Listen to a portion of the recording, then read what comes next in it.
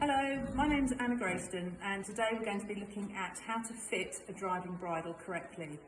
Why is it so important for us? It's important for your safety and the safety of your turnout and for the comfort of your horse or pony.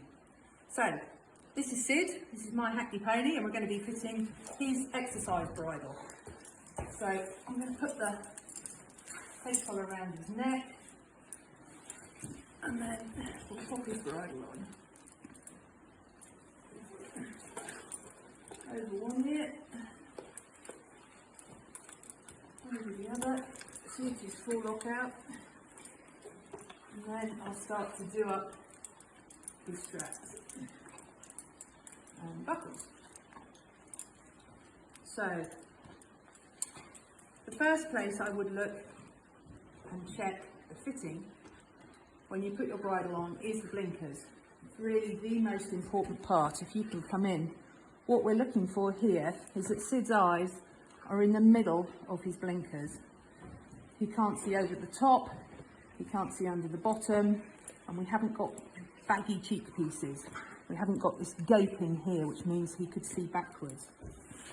This bridle also has really lovely blinker stays because they keep the blinkers away from his eyes, away from all his eyelashes, and all the soft sensitive tissue around his eyes. So it's really important that they're not close in. What we don't want to see is blinkers like this that are tight on the eye and on the eyelashes. Now, the traditionalists will say the blinker stay here should be inside the brow band, and I agree.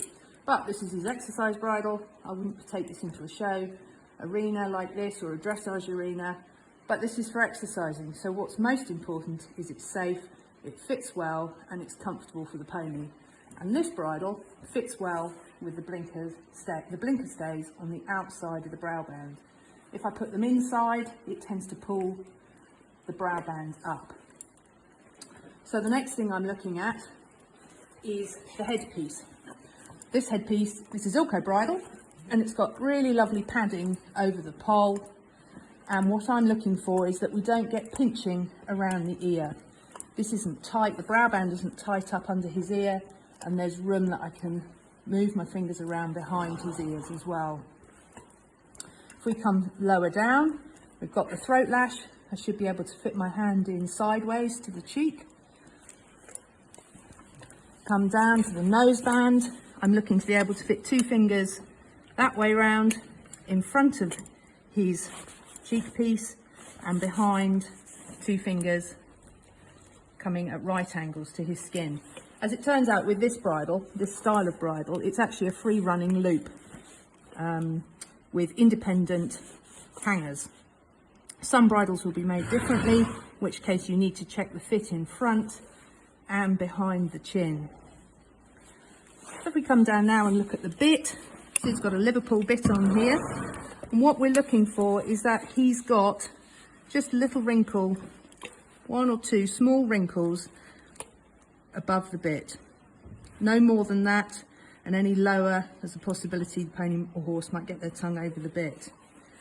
This bit is just about wide enough. If you go round to the front again, what we're looking for from the front is that the top, it's always important to check the top of the bit to make sure it's not sticking in to his cheeks. I can just about get a finger in either side.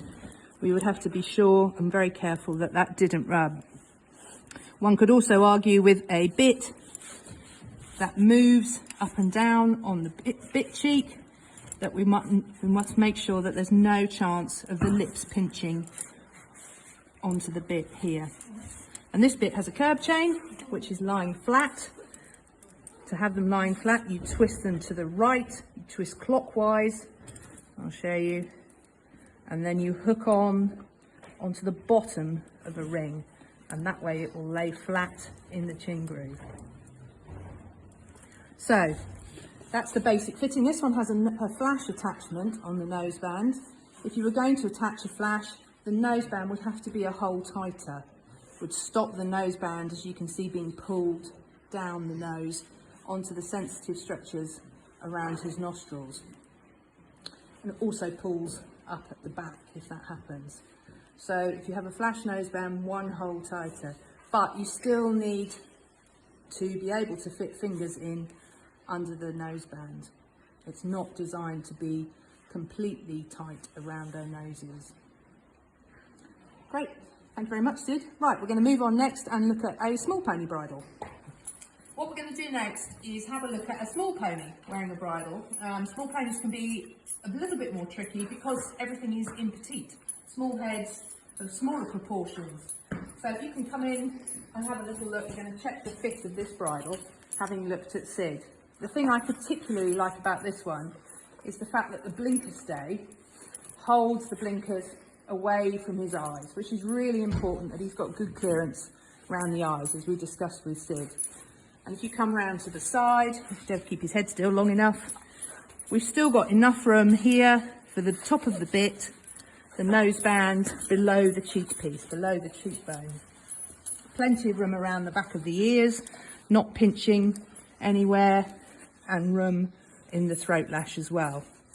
And everything's in proportion, I think, with this small pony, with small head, little ears, little Welsh ears, and a small bit as well. So everything looks in proportion.